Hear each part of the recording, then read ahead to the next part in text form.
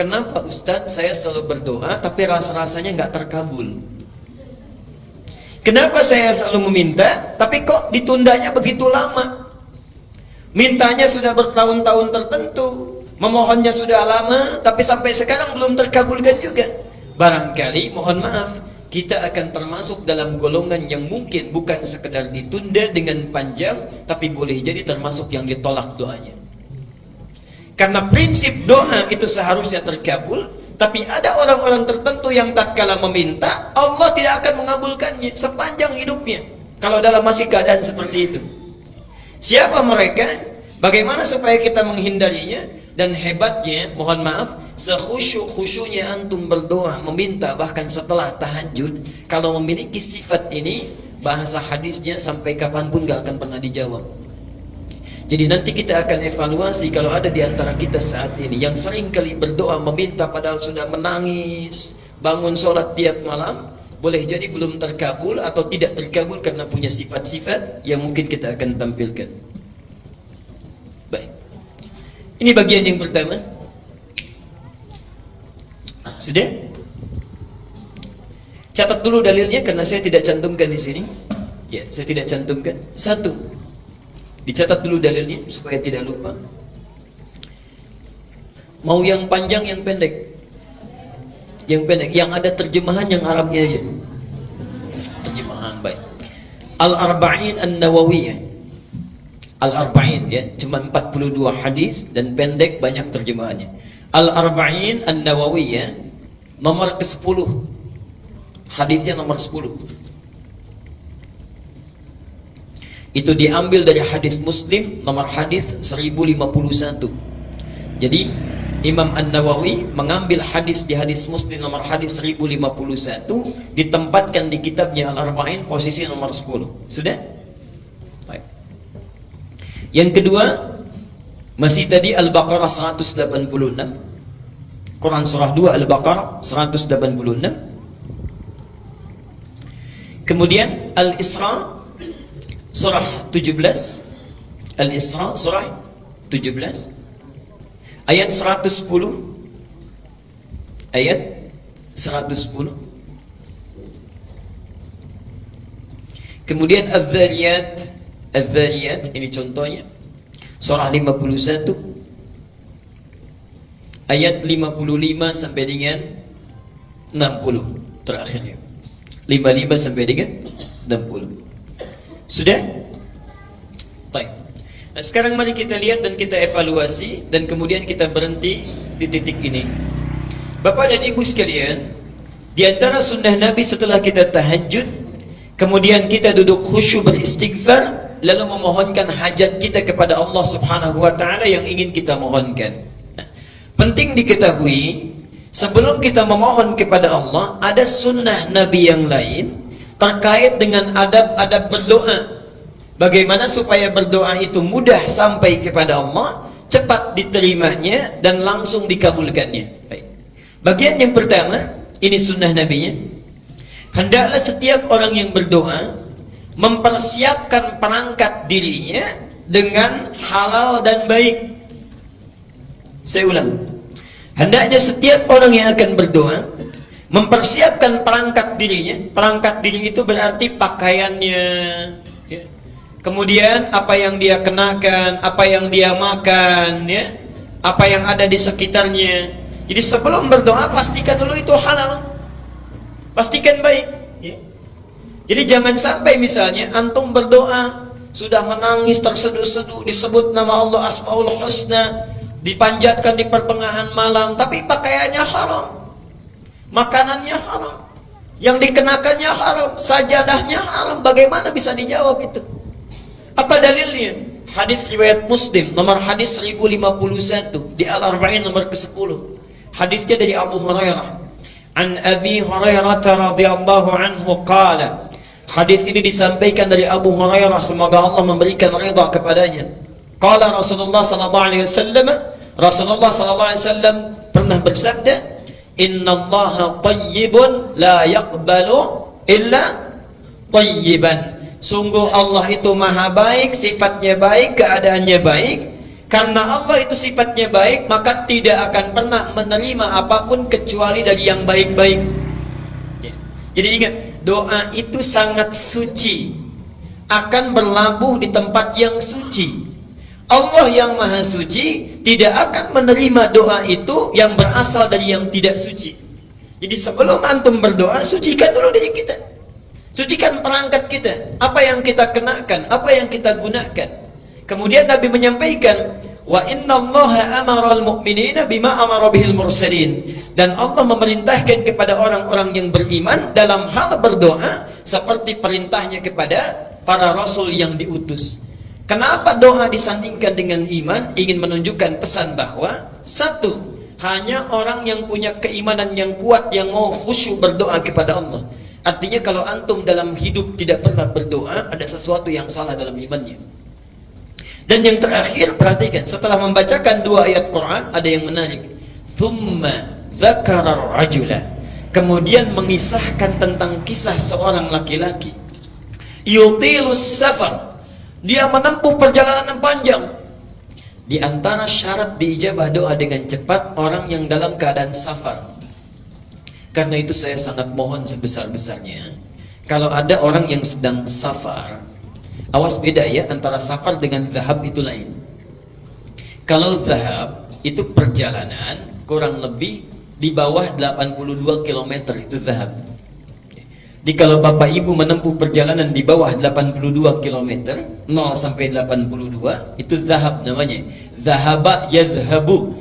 Ana al-yawm adhhab ila Jami' al-Azhar. Saya hari ini akan pergi ke Masjid Al-Azhar. Dekat ya? Enggak sampai 80 kilo. Itu zahab. Tapi kalau lewat dari situ, apalagi panjang sekali, sudah zona waktunya berubah, itu disebut dengan safar. Safar. Orangnya disebut dengan musafir. Kalau orang sudah musafir, sudah safar, berlaku beberapa ketentuan hukum. Satu, boleh dia menjamak, bahkan boleh dia qasar. Lihat An-Nisa misalnya di ayat 101 disebutkan di sana, wa idza darabtum fil ardi falaysa 'alaikum junahun an taqsuru minas shalah. Kalau Anda bepergian di muka bumi dengan jarak yang cukup jauh, tidak ada dosa kalau ingin mengqasar salat. Yang kedua, ini yang paling hebat, dan ini yang harus betul-betul kita renungkan dan praktekkan. Dalam keadaan safar itu, Allah akan cepat mendengar dan mengabulkan doa yang dipanjatkan. Jadi kalau Bapak Ibu sedang safar, daripada banyak membicarakan hal yang tidak perlu, lihat sana sini dikomentari, kadang-kadang menggosipkan orang lain, tinggalkan yang tidak penting. Kenapa tidak diisi dengan zikir dan doa? Barangkali cara Allah saking sayangnya kepada kita, orang lain doanya belum dikabulkan, ibu bapak dibuat safar supaya saat safar itu Allah mengabulkan doa yang belum terkabul itu. Jadi kalau ada yang ingin sedang umrah, berangkat umrah, atau perjalanan dari sini ke Jawa, ke Sumatera dan sebagainya, saat di pesawat, di kereta, di bis, ayo perbanyak doa. Barangkali itulah cara Allah untuk mengabulkan doa kita, ya. Subhanallah. Itu bagiannya yang pertama. Nah, orang ini sudah memenuhi syarat yang pertama, doanya mesti terkabul. Yutilus safar. Tidak cukup dengan itu, asy'atha aghbara. Dan subhanallah, saking capeknya, sampai pakaiannya sudah kumal, wajahnya sudah berantakan penuh dengan debu. Jadi orang ini datang jauh-jauh untuk berdoa mendekat kepada Allah. Satu perjalanan yang dikabulkan, safarnya, doanya cepat dikabulkan oleh Allah, adalah perjalanan yang diniatkan karena Allah subhanahu wa ta'ala. Tapi ada satu perjalanan hebat yang bukan safar, walaupun dekat, tapi kalau kita berdoa, saat itu dikabulkan doanya oleh Allah subhanahu wa ta'ala. Itulah perjalanan orang yang menuntut ilmu. Jadi saat Bapak Ibu berangkat dari rumahnya sampai ke majlis ilmu, sampai kembali lagi, itu subhanallah, malaikat sedang menanti kita mau minta apa itu sama Allah. Saat kita mau minta, malaikat mengaminkannya. Hadisnya sahih di 3 hadis utama. Hadis Muslim nomor hadis 1389,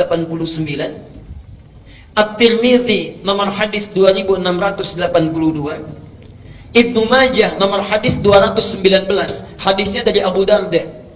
Ini ada orang yang jalan kaki dari Madinah datang ke Syam, ke Syria, Damaskus, ya. Sekarang Syria, Palestina, Jordania, Syria disebut dengan Syam ya, dulu. Datang ke sana karena mendengar informasi ada sahabat Nabi Abu Darda, Umar nama aslinya ya. Darda itu laki-laki perempuan. Tuh, kita sudah keliru. Laki-laki perempuan. Laki-laki itu sudah keliru kan? Saya ulang sekali lagi. Laki-laki perempuan. Perempuan. Tahu dari mana? Pastikan dulu, kita lihat dulu sumbernya ya. Ingat, Imam Muslim pernah membuat kitab di Sahih Muslim ya, babnya namanya Kitabul Masaqat. Bab Al-Isnadu Minad Din. Kalau belajar apa-apa ditelusuri dulu ilmunya dari mana, sumbernya dari mana. Darda itu bukan laki-laki tapi perempuan. Perempuan. Jadi sahabat Nabi ini asalnya orang yang sangat kaya, punya toko banyak, melimpah hartanya. Saat Nabi datang belum masuk Islam. Singkatnya satu kali, subhanallah, singkatnya beliau masuk Islam berubah menjadi zuhud. Zuhud ya. Segala hartanya disedekahkan, mendekat kepada Allah, subhanallah. Harta yang dia kumpulkan digunakan untuk kepentingan Allah dan Rasulnya. Dan yang paling hebat ada dua hal. Satu, punya teman karib yang selalu menunjukkan kepada kebaikan. Ini contoh bagi kita. Silahkan nanti lihat di Riyadhus Shalihin, itu ada pembahasannya. Teman karibnya Salman Al-Farisi. Ada bab, Imam An-Nawawi menempatkan hadis ini, menyampaikan bab 31 kalau tidak keliru. Salman berkunjung ke rumah Abu Darda. Saat itu Abu Darda sedang puasa. Ketika Salman disuguhi, kata Abu Darda, silahkan makan. Kata Salman, kenapa engkau tidak makan? Saya puasa, saya tidak akan pernah makan sebelum engkau juga makan bersama saya. Ada banyak kisah yang bisa kita gali itu. Nah, Abu Darda ini kenapa disebut dengan Abu Darda? Karena Uwaimir ini punya putri perempuan yang sangat cantik, luar biasa, namanya Darda. Darda inilah ditaksir banyak orang, sampai saat itu ditaksir oleh Gubernur Syams. Tidak perlu saya sebutkan orangnya. Ditaksir ingin dinikahi, maharnya besar luar biasa, tapi subhanallah ditolak oleh Abu Darda ini dengan kalimat yang sangat indah sekali. Saya sudah merawatnya puluhan tahun untuk dekat dengan Allah. Sekarang dia sudah baik. Saya tidak ingin titipkan pada keadaan seseorang yang kalau dia menjadi pasangan anak saya, bisa lupa dia dengan ketaatan yang telah saya bina itu. Anda bisa bayangkan, kalau bapak ibu misalnya punya anak perempuan, dilamar oleh orang kaya, punya kedudukan besar, segala bisa dikabulkan, diterima atau sulit untuk ditolak? Hah? Baik. Diterima atau sulit untuk ditolak? Dia Abu Darda menitipkan harapannya kepada Allah. Menitipkan harapannya kepada Allah. Dunia besok lusa berakhir. Lihat pikiran panjangnya. Jadi visi seorang mukmin itu mesti panjang. Antum ngitung-ngitung dunia, pernah nggak ngitung-ngitung akhirat? Saldo bank saya sekarang sekian, oh debitnya sekian, kreditnya sekian, saldo sekian. Pernah nggak ngitung saldo akhirat kita sekarang berapa? Ya Allah, debit saya sekarang, oh ini semalam nggak tahajud, berarti nggak dapat. Ya subuhnya kesiangan, berarti yang dapat pahala sekian. Dosanya sekian persen. Saldonya berapa? Orang cerdas itu, makanya disebut oleh Quran tuh ulul albab. Ulul albab itu yang bukan cuma ngitung-ngitung dunia, tapi pikirannya langsung tersambung ke alam akhirat. Visinya jauh. Visinya jauh. Abu Darda punya visi jauh. Sekarang kamu jadi gubernur, bagaimana kalau sudah menikah pimpinan berganti? Jauh visinya. Dititipkan kepada orang soleh, menikah dengan orang itu, lahirlah keturunan-keturunan yang soleh. Dan subhanallah, Bapak Ibu sekalian, Abu Darda hafal banyak hadis.